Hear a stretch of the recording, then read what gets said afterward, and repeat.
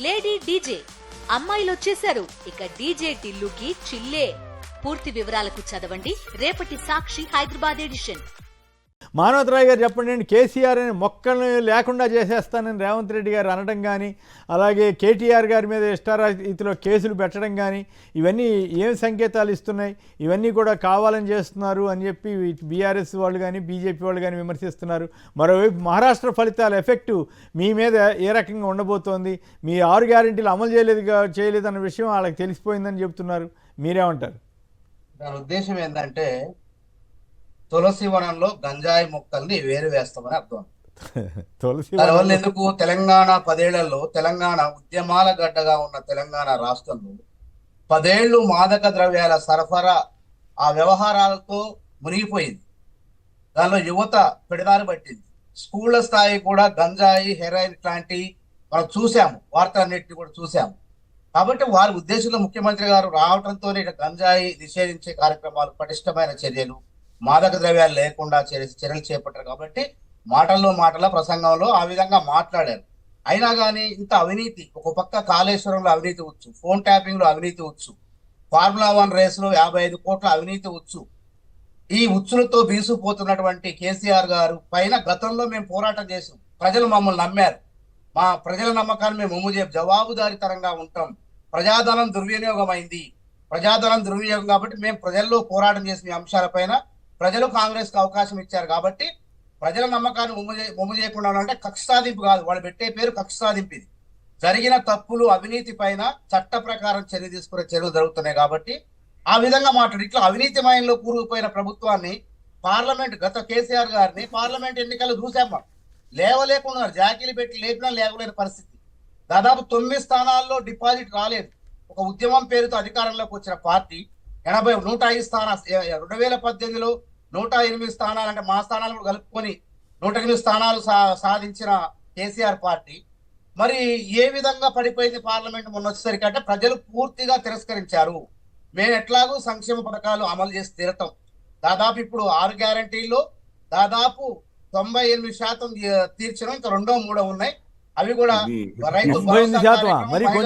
మరి కొద్దిగా ఎక్కువగా ఉన్నట్టుంది మిత్రమా. మహారాష్ట్రలో చెప్పారంటే ఒక అర్థం ఉంది, మరి తెలంగాణ వారికి ఈ విధంగా చెప్తే రాయ్ గారు, కిషోర్ గారు ఏదో అడుగుతున్నారు. ఒక్క నిమిషం రాయ్ గారు, కిషోర్ గారు మహారాష్ట్రలో అంటే వారికి తెలియదు అనుకుని మనం ఏమైనా చెప్పొచ్చు ఉండొచ్చు కాక, తెలంగాణ వాసులకు కూడా ఇట్లా చెప్తే ఎట్లా?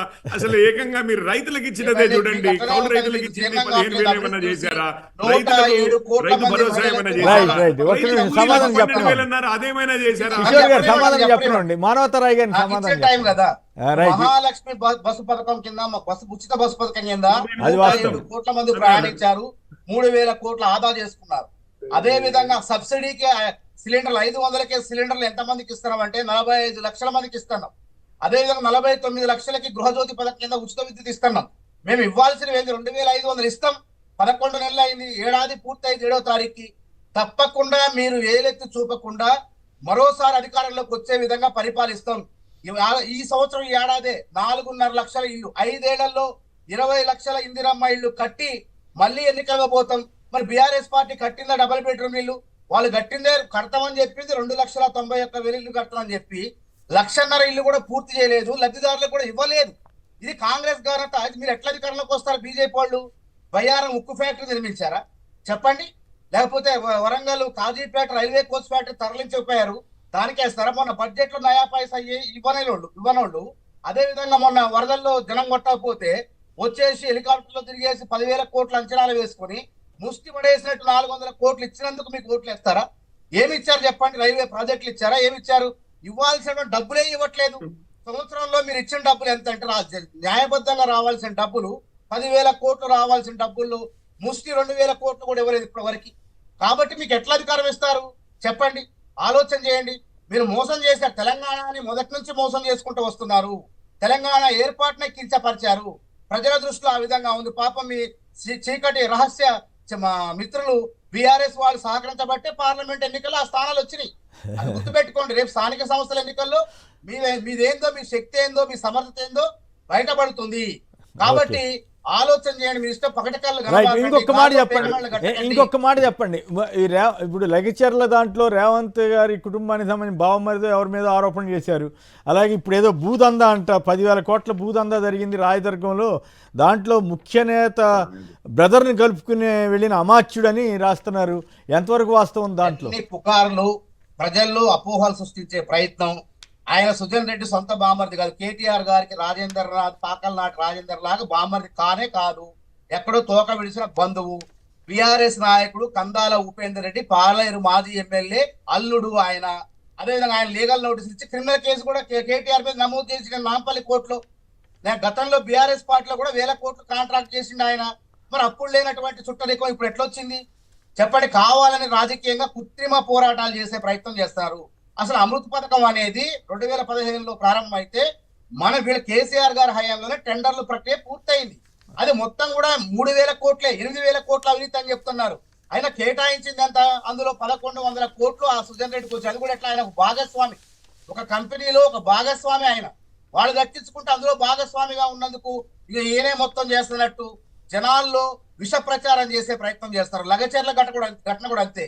నాకు తెలిసి లగచర్ల ఘటనలో నాకు బాధ అనిపిస్తుంది. పందిళ్లపల్లి శ్రీనివాస ఐఎఫ్ఎస్ అధికారి, ఆ గంధపు చెక్కల స్మగ్లర్ వీరప్పన్, రాజమండ్రి బిడ్డ, తెలుగు బిడ్డ, ఆయన్ని ఏ విధంగా నమ్మి వాళ్ళకి కిరాతకంగా అడవిలోకి రప్పించి చంపి శరీరం నుంచి తలకాయ వేరు చేసి కిరాతకంగా చంపాడు. అదే విధంగా ఈ సురేష్ అనే బీఆర్ఎస్ గూండా ఒక ఐఏఎస్ అధికారాన్ని చూడకుండా ఆయన కూడా నమ్మబలికి ఊర్లో తీసుకుపోయి ఆయనపై కిరాతకంగా దాడి చేశారు. మనం చూసాం. అసలు కలెక్టరే చెప్పుకోలేని పరిస్థితి. ఇంత గూండాయుధం చేసి తప్పు చేసి ఆయన ప్రజాభిప్రాయ సేకరణకు వెళ్ళారు. అంతకుముందు గ్రామంలో పోలేపల్లి గ్రామంలో కూడా కలెక్టర్ గారు మంచిగా ప్రజాభిప్రాయాన్ని తీసుకొని బయటకు వచ్చారు. కానీ ఇక్కడ ఏం చేశారు? రౌడీజం చేసి, గూండాయుధం చేసి, కృత్రిమ ఉద్యమం చేసే ప్రయత్నం చేశారు. ఇది తెలంగాణ ప్రజలందరూ కూడా తెలుసుకోవాలి. రైతులపై కూడా ఎక్కడ దాడి చేయలేదు, ఇది గుర్తు పెట్టుకోవాలి. వాళ్ళు మల్లన్న సాగర్ లో రైతులపై దాడి చేశారు. మేము అండగా ఉన్నాం, కానీ ఏ రైట్. ఒకసారి మరి బీఆర్ఎస్ వాళ్ళకి అవకాశం ఇద్దామా? మానవత రాయ్ గారు చెప్పండి, ప్రధానంగా ఈ సీఎం కుటుంబం మీద ఎందుకు ఆరోపణలు చేస్తున్నారు? ఇంకోవైపు హైదరాబాద్లో ఈ రియల్ ఎస్టేట్ దెబ్బతింది అనేటువంటి ఒక ప్రచారం జరుగుతూ ఉంది. వీటన్నిటినీ ఎట్లా మీరు కవర్ చేసుకుని ముందుకెళ్తారు? ఇప్పుడు మన శ్రీధర్ గారు కూడా అనేక విషయాలు చెప్పారు. రియల్ ఎస్టేట్ అనేది హైదరాబాద్ లో ఎప్పుడు కూడా ఆగదు. అది ముందుకు పోతూనే ఉంటుంది, అభివృద్ధి చెందుతూనే ఉంటుంది. ఏ ప్రభుత్వాలున్నా జరిగే ప్రక్రియ అది. అయితే సీఎం సోదరుల మీద తప్పుడు ప్రచారం ఎందుకంటే, మేము గతంలో ఉన్నప్పుడు వాళ్ళు అధికారంలో ఉన్నారు, వాళ్ళ కుటుంబం మొత్తం కూడా అధికారంలో ఉన్నారు. కేటీఆర్ గారు మంత్రిగా ఉన్నారు. మర్చిపోయా ఒక్క పాయింట్. కొడంగల్ నియోజకవర్గంలోని ఆయన కలకుర్తి నియోజకవర్గంలోని మాజీ సర్పంచ్ ఒక ఆయన ఆత్మహత్య చేసుకుంటూ కొండారెడ్డి అది కూడా ఏంటి, అది వాస్తవమా కాదా? వయోవృద్ధుడు ఆయన. వయోవృద్ధులు చిన్న పిల్లలతో సమానం. ఆడ ప్రభుత్వ అధికారులు పశు వైద్యశాల కట్టారు. ఆయన మానసిక స్థితి కూడా బాగోలేదని గతంలో చెప్పారు. ఈయన ఈ రోజే కాదు, గతంలో కూడా ఆయన ఆ విధంగా ప్రవర్తించడం జరిగింది. అదే ఆత్మహత్యలకు ఎత్తించడం. దీన్ని రాజకీయంగా ఉపయోగించుకోవాలన్నట్టు ఆయన మానసిక పరిస్థితిని సీఎం గారు సోదరుల మీద నెట్టే ప్రయత్నం, రాజకీయ లబ్ధి పొందే ప్రయత్నం చేస్తారు. ఇది తప్ప. ఆ ఊరు పోయి అడిగితే వాస్తవాలు తెలుస్తాయి. అయితే గతంలో వీళ్ళు అధికార దుర్వినియోగం చేశారు. చట్టసభల్లో ఉన్నారు వీళ్ళ కుటుంబ సభ్యులు. కానీ రేవంత్ రెడ్డి సోదరులు ఎక్కడైనా ఉన్నారా? చట్టసభలో ఎక్కడా కూడా లేరు. కావాలంటే ఎంపీ కావచ్చు, ఎమ్మెల్యే కావచ్చు. అధికారం లేనప్పుడు కొడంగల్లో తిరుపతి రెడ్డి గారు తమ్ముడి గెలుపు కోసం కష్టపడతాడు. అదే విధంగా ఈయన ముఖ్యమంత్రి కాబట్టి ఆలనా పాలన ప్రజలకు కష్టాలు వస్తే అక్కడ చూసుకుంటాడు. కాంగ్రెస్ పార్టీ ఇన్ఛార్జిగా ప్రతినిధిగా చూసుకుంటాడు. అంతేగాని ప్రోటోకాల్ పాటించే విధంగా ఇప్పుడు సీఎం గారు మనవడు ఉన్నాడు హిమాంశు గారు, ఆ చిన్నపిల్లవాడు. ఆ రోజుల్లో భద్రాచలం సీతారామచంద్ర స్వామి తరంబ్రాలు, ముత్యాల తరంబ్రాలు ఎట్లా అర్పిస్తారండి?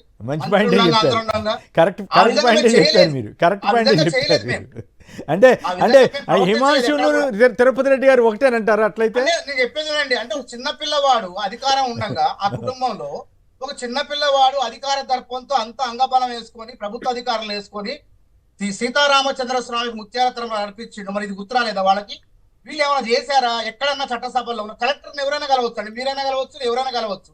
కలెక్టర్ ఎవరినైనా పిలుస్తారు, బీఆర్ఎస్ వాళ్ళు పోయినా రమ్మంటారు, కూర్చోబెడతారు, మాట్లాడతారు. ఇది కూడా తెలియకుండా అంటే స్వాగతం చెప్పారన్నది వాస్తవేనా? స్వాగతం చెప్పారన్నది వీళ్ళ విమర్శ. ఏం చెప్పి అర్థం కాలేదు. ఎదురెళ్ళి స్వాగతం చెప్పారంట. లేదండి, ఆ కలెక్టర్ గారు ఎవరు వచ్చినా కలెక్టర్ స్థాయి అధికారులు గతంలో కాదు, వాళ్ళు చాలా విశాల దృక్పథంతో ఉంటారు. ఎవరు వెళ్ళినా స్వాగతిస్తారు, రమ్మంటారు. ఇప్పుడు శ్రీధర్ రెడ్డి గారు వెళ్ళినా వారికి తెలుసు అధికారులు ఎట్టుంటారు, ఓకే ఆహ్వానిస్తారు. మేము కూడా బీఆర్ఎస్ అధికారులు కలెక్టర్లు ఆహ్వానించేది మమ్మల్ని, మేము పోతే ఓ. మర్యాద పూర్వకంగా ఒక గౌరవం అది నాయకత్వానికి. ఆ విధంగా పిలిచారు, దాన్ని పట్టుకొని ఏం లేకుండా అంటే అవినీతి లేదు 11 నెలల పరిపాలనలో. నేను అడుగుతున్నా, వీళ్ళకి ఏం లేదు కాబట్టి రేవంత్ రెడ్డి గారి కుటుంబం మీద బట్టగాల్చి మీద వేసే ప్రయత్నం ఇది. అది అన్ని రకాల అమృత పథకం అన్నారు, అక్కడ కృత్రిమ ఉద్యమం చేయబోయారు, అక్కడ విఫలం అయిపోయారు. అదే విధంగా లగచర్లు అన్నారు, అక్కడ విఫలం అయిపోయారు. నేనన్న శ్రీధర్ రెడ్డి గారు బలవంతంగా భూములు లాక్కోలేదండి. అంతకుముందు పోలేపల్లిలో ఇదే కలెక్టర్ గారు గ్రామ సభ నిర్వహించి ప్రజల అభిప్రాయం తీసుకున్నారు.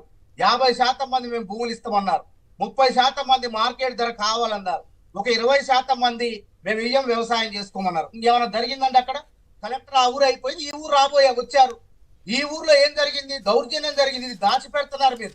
కలెక్టర్ పోలీసులతో మంది మార్గాలతో పోలే, దాడి చేయడానికి పోలే, అభిప్రాయ సేకరణ కోసమే పోయారు. ఇది గుర్తుపెట్టుకోండి. మసిపూసి మారేడుకాయ చేస్తూ అక్కడ గ్రీన్ ఫీల్డ్ ఫార్మా అది, దాన్ని ఏం చేశారు? ప్రజల్లో తప్పుడు సంకేతాలు పంపిస్తారని చెప్పేసి ఆయన పారిశ్రామిక కారిడార్ అని చెప్పారు. అంతే తప్ప దీనివల్ల ఎవరికి నష్టం జరగలేదు. బలవంతంగా మీరు గుంజుకున్నట్టు మల్లన్న సాగర్ లో గుంజుకుంటే మేమన్నా కలెక్టర్ మీద దాడి చేసినవా? వాళ్లకు న్యాయ పోరాటం చేసినాం. ఆయన ఎన్నో మార్గాలు ఉన్నాయి పోరాటం చేయడానికి. ప్రభుత్వం బలవంతం చేస్తే హైకోర్టుకు వెళ్ళండి. మీరు కలెక్టర్ పైన ఎందుకు దాడి కాదుగా ముందు ఫార్మా కాదు, ముందు ఫార్మాసిటీ అని చెప్పి కాదు, ముందు ఫార్మా అని చెప్పి తర్వాత మళ్ళీ ఇండస్ట్రియల్ కారిడార్ అని మాట మార్చారంటున్నారు. ఇది కూడా అదేనండి. పారిశ్రామిక కారిడార్ లో కూడా ఫార్మా ఉంటది. గ్రీన్ ఫీల్డ్ ఫార్మా అంటే ఔషధ వ్యర్థాలు, పారిశ్రామిక వ్యర్థాలు ప్రజలకు హాని కలిగించకుండా, పర్యావరణానికి ముప్పు వాటిల్లకుండా, అందులో భూగర్భం నుంచి ఎక్కడో సుదీర్ఘ ప్రాంతాలకు వెళ్ళిపోయి అవి కూడా మట్టిలో కలిసిపోయి లవణాలుగా మారే ప్రక్రియ ఆ పరిశ్రమలో. కాబట్టి ప్రజల్లో విష ప్రచారం చేస్తున్నారు. ఇది మనకు హాని కలిగిస్తుంది, రోగాలు బారిన ఒక్క నిమిషం, ఎవరు శ్రీధర్ గారా కిషోర్ గారా? శ్రీధర్ గారు మాట్లాడండి. అవినీతి కార్యక్రమం అవినీతి జరిగిందా? కాళేశ్వరంలో చేసినట్టు అవినీతి జరిగిందా?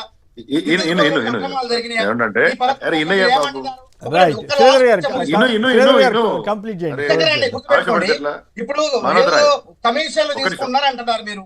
మీరు బయట పెట్టండి, దీనిపైన పోరాటం చేయండి. ఎక్కడ రైట్, రాయ్ గారు ఆగండి. రైట్.